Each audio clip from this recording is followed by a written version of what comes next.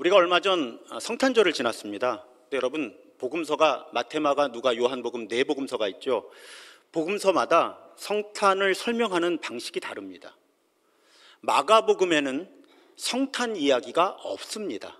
마가복음은 이렇게 시작하는 거예요. 자, 여러분, 지금부터 들려드릴 이야기는 하나님의 아들 예수 그리스도의 복음 이야기예요. 이렇게 밝히고 예수 그리스도의 공적 사역, 공생애부터 마가복음은 기록해 나가고 있습니다.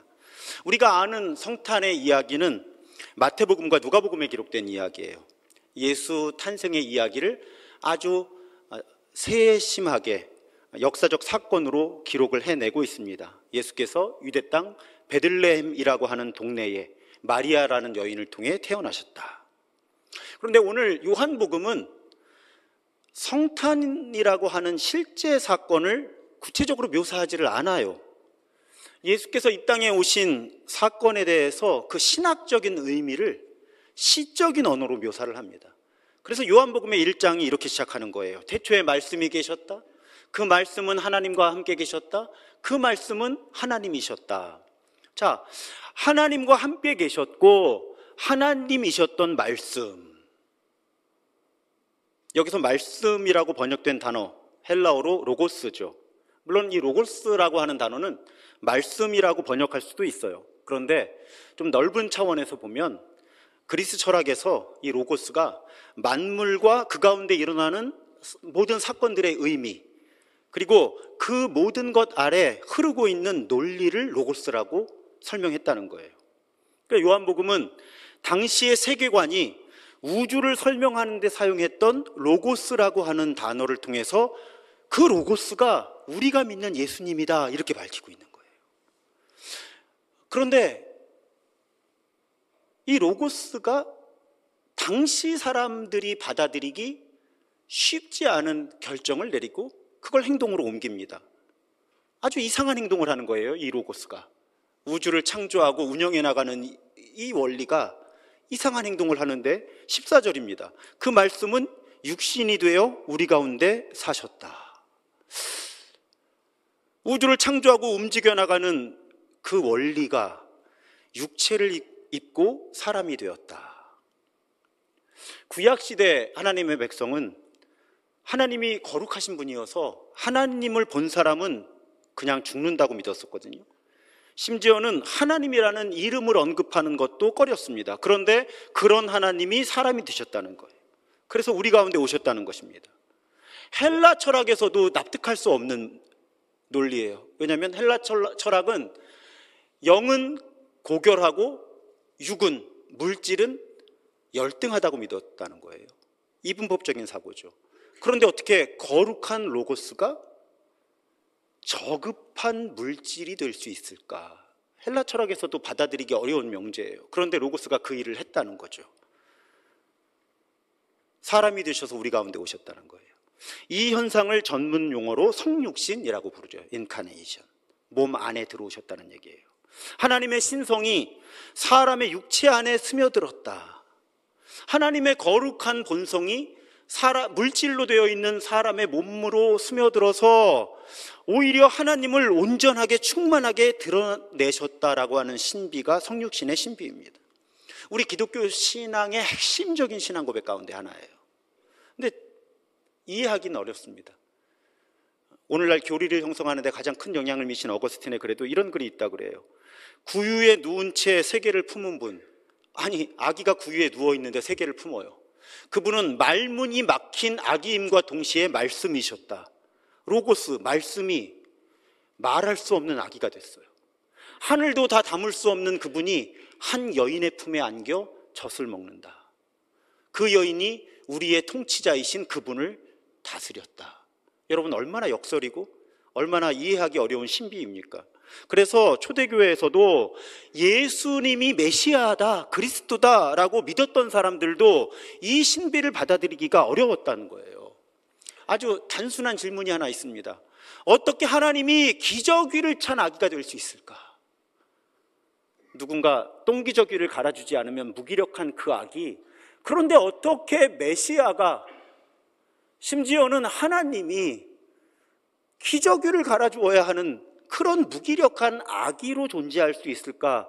이걸 받아들이기가 쉽지 않았던 거예요. 그래서 이 성육신의 신비를 받아들이기 힘들었던 사람들이 여러 다른 이론들을 제시했던 거죠. 그 가운데 대표적인 것이 가현설이라고 하는 이론입니다. 가현설. 이 가현설 신학은 예수께서 실제로 물질로 이루어진 인간의 몸을 입고 사셨다는 개념을 거부하는 거예요. 대신에 예수께서 인간의 몸을 가지신 것처럼 보였을 뿐이다. 이렇게. 가현설이에요. 그래서 그렇게 보였을 뿐이다.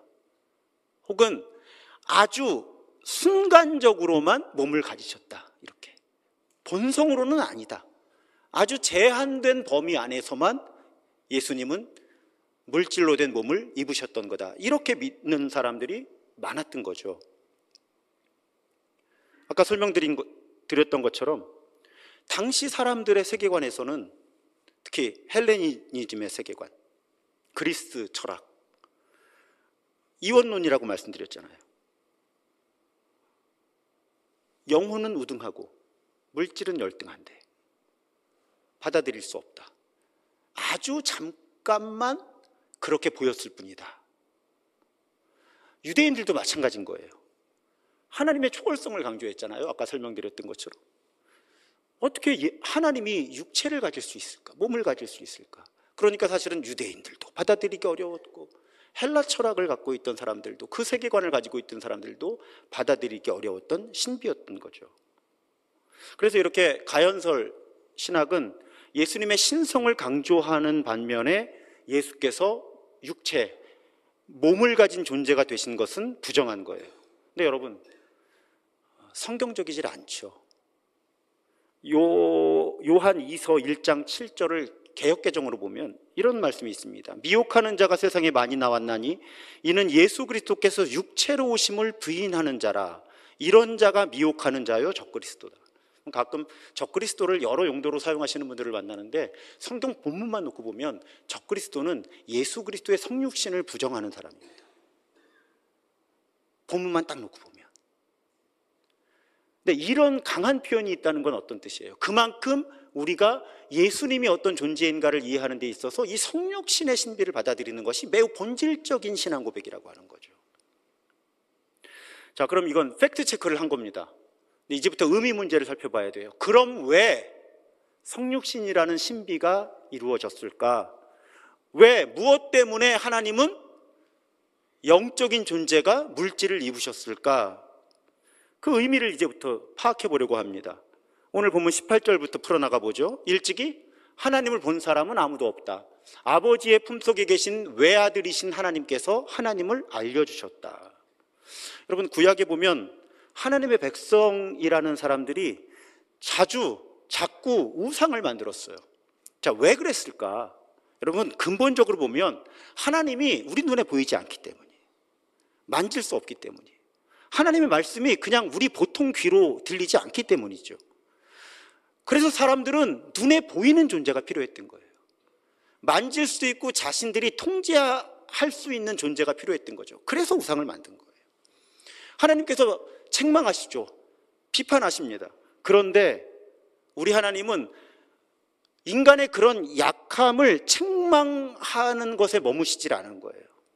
너희들 왜 그렇게 우상을 만들어? 만들지 마에 머무신 하나님이 아니라 대안을 세워주신 거죠. 하나님이 그냥 눈에 보이는 존재가 되시기로 한 거죠.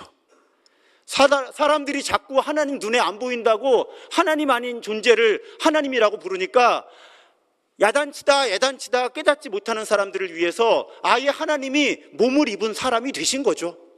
볼 수 있게, 그 말씀을 직접 들을 수 있게, 심지어는 손으로 만져볼 수도 있게. 그래서 여러분, 우리 기독교가 믿는 하나님은 사실은 우리에게 추상적인 존재가 아닌 거예요.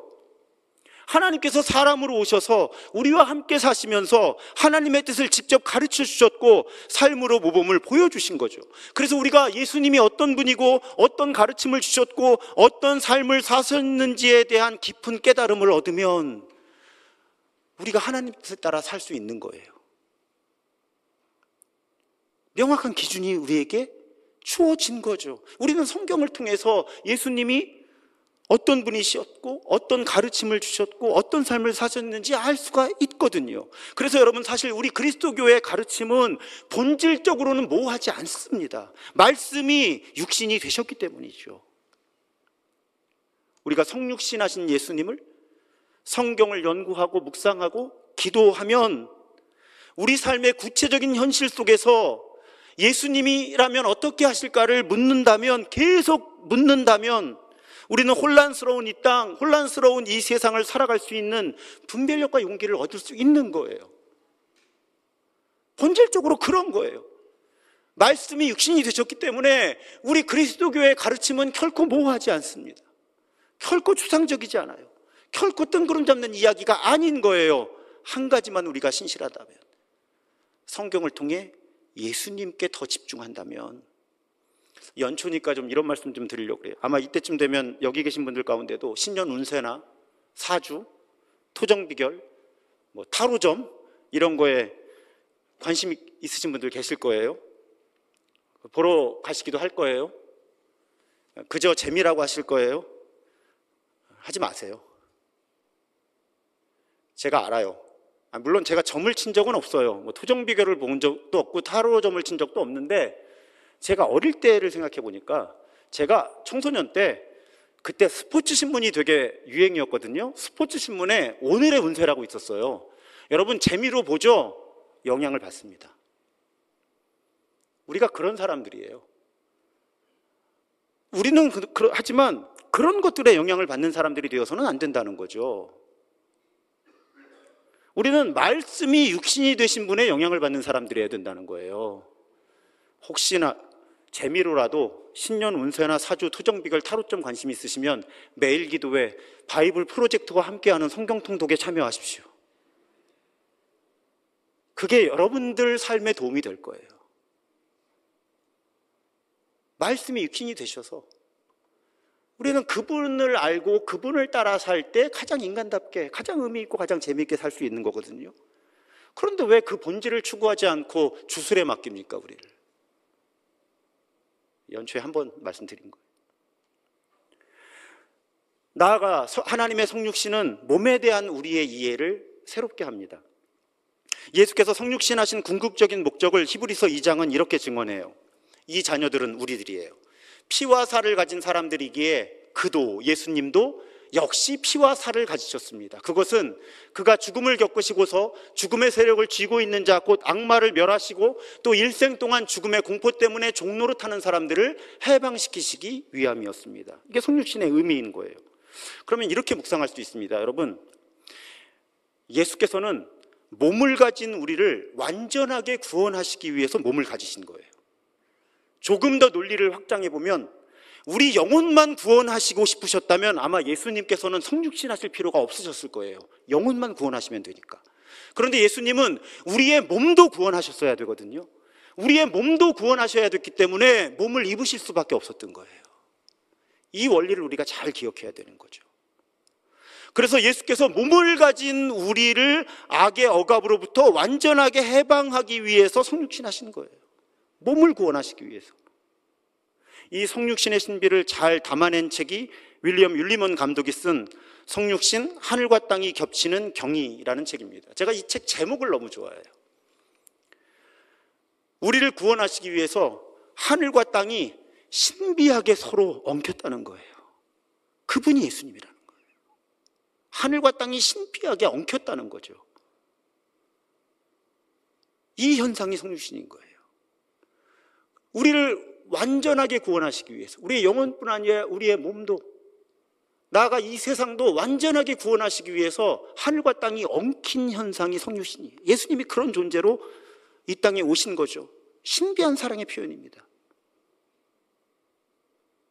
그리스 철학의 근간을 이룬 인물 중에 하나죠. 플라톤은 인간이 최상의 상태가 되려면 몸을 넘어서야 한다고 가르쳤다는 거예요. 이 철학적인 깨달음, 관조를 통해서 이 부패하고 타락한 육신을 넘어서야 최상의 인간이 된다. 몸을 넘어서야. 말씀드렸던 것처럼 물질은 악하고 영은 선하다고 하는 이분법적인 세계관을 갖고 있었기 때문이죠. 근데 여러분, 우리 그리스도교는 그렇게 믿으면 안 됩니다. 성육신 신앙은 인간이 단순히 물질적인 몸 이상의 존재이기는 하지만 몸이 열등하다고 믿어서는 안 되는 거예요. 근데 사실은 크리스천들 중에 그렇게 믿는 분들이 여전히 있어요. 왜냐하면 성경을 성경으로 풀지를 않고 헬라 철학으로 푼 분들이 계시거든요.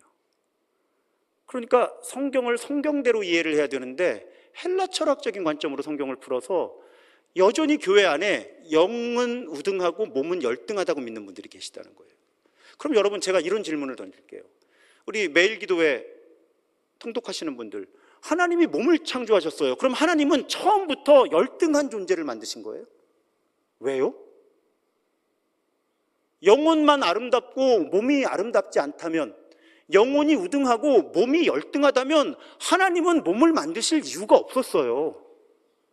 그렇잖아요.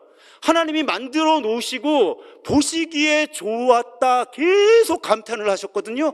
그러면 본래 우리 몸도 아름답다는 거죠. 하나님이 아름답게 만드신 거예요. 정말 성경을 읽으면 몸의 아름다움을 알게 되는 거죠. 그리고 그 몸을 가지고 예수님이 이 땅에 오신 거예요. 성육신하신 거예요. 저명한 작가 플래너리 오코너가 그런 글을 썼더라고요. 나는 교회가 몸을 강조하는 것에 언제나 화들짝 놀란다. 교회가 부활하는 것이 영혼이 아니라 영화롭게 된 몸이라고 말한다는 것에 놀란다는 거죠. 여러분, 플라톤은 우리 몸을 영혼의 감옥이라고 지칭했습니다. 우리 몸은 영혼의 감옥이다. 이렇게 믿는 분들이 교회 안에도 있어요. 이 감옥 같은 몸을 벗고 천국에 가게 해주십시오. 그건 성경이 아니에요. 그건 헬라 철학입니다. 플라톤은 우리 몸을 영혼의 감옥이라고 가르쳤지만 성경은 우리 몸을 뭐라고 가르칩니까? 하나님의 성전이라고 가르쳐요.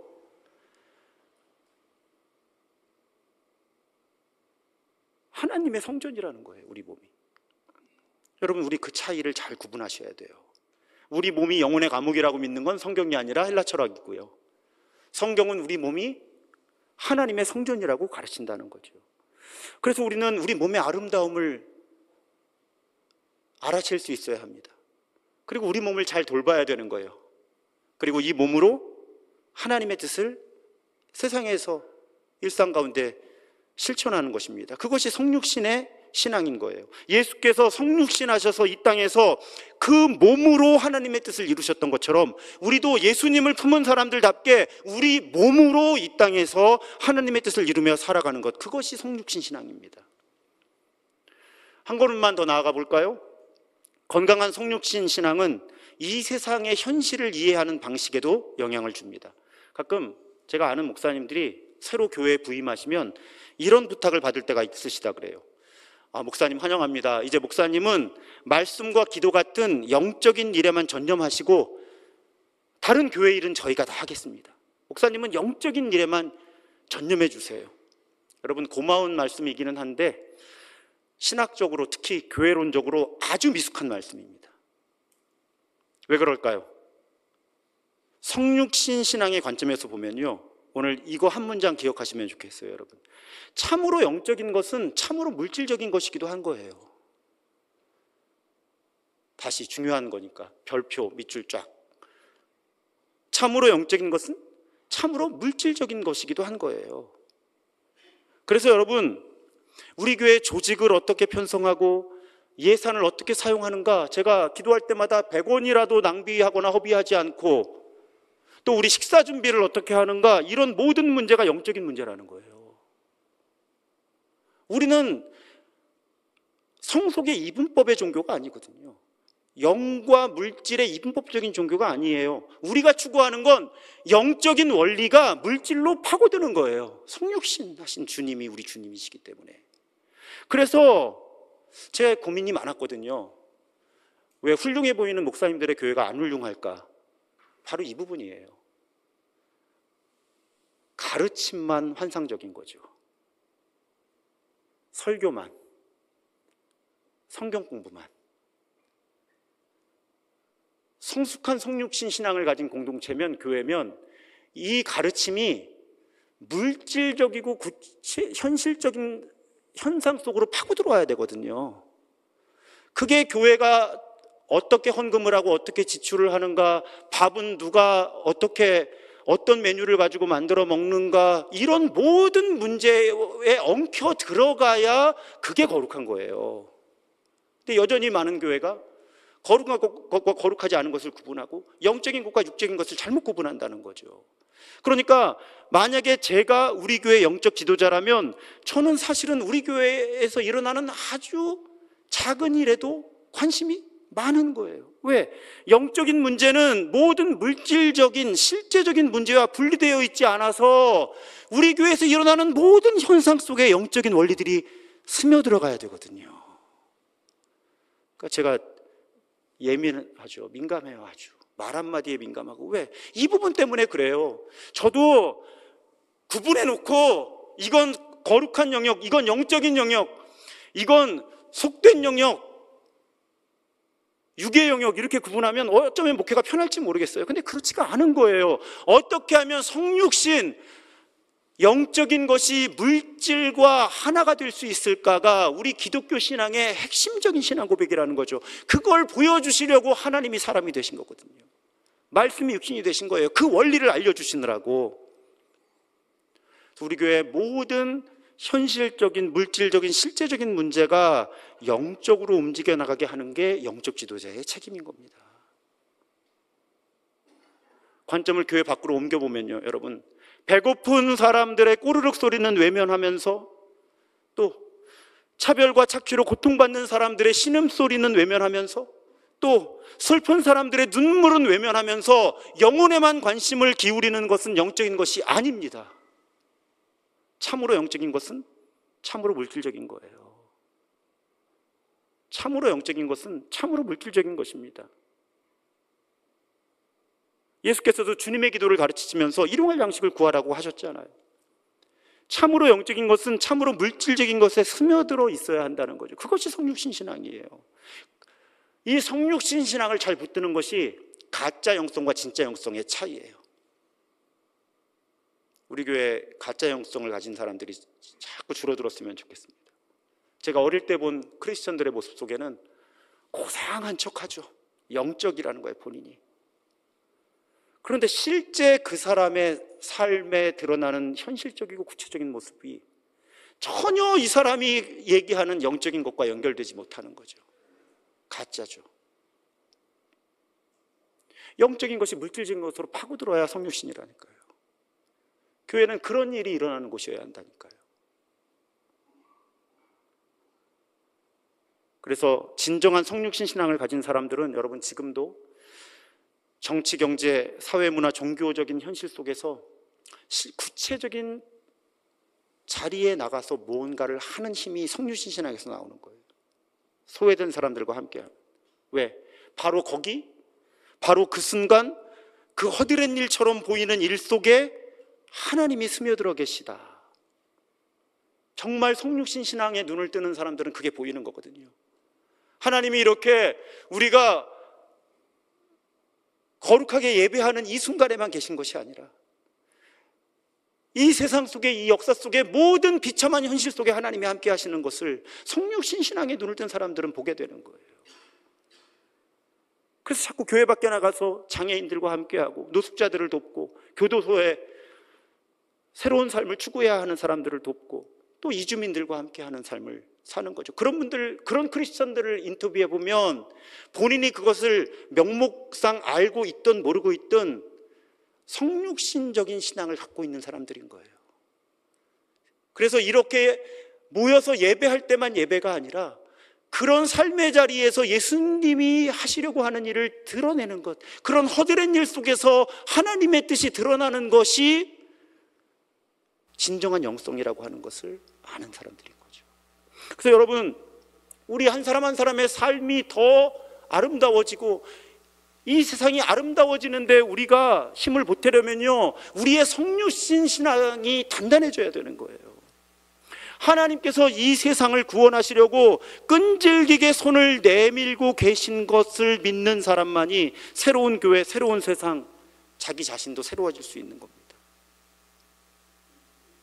거룩한 것이 물질로 스며들고 파고들어서 하나님의 구원의 역사가 일어난다고 하는 이 성육신 신앙을 우리가 회복하고 더 날카롭게 붙들어야 되는 거예요. 그래야 내 삶도 그리스도인답게, 더 그리스도인답게 빚어질 수 있는 거고요. 우리의 가정과 학교와 일터와 교회와 우리 이 세상이 더 하나님의 나라의 모습대로 빚어지도록 우리가 우리의 역할을 찾아낼 수 있는 것입니다. 사랑하는 여러분, 성육신은 우리를 구원하시는 하나님의 사랑이, 눈에 보이지 않는 사랑이 눈에 보이는 현실로, 물질로, 역사로 파고든 사건이에요. 하늘과 땅이 신비롭게 겹쳐서 우리를, 이 세상을 구원하시는 거예요. 우리가 성육신하신 그리스도의 사랑을 통해 구원을 얻었고요, 끝까지 구원을 얻을 거예요. 하나님의 말씀이 육신이 되신 거예요. 그 성육신 신앙을 가지고 우리 몸 안에 그리스도를 품고 우리가 그리스도의 몸이 되어 이 세상의 작은 예수로 살아가며 우리 삶의 자리에 하나님의 나라를 이루어가는 성숙한 그리스도인, 성숙한 교회가 되어가기를 주님의 이름으로 부탁드리고 축복합니다.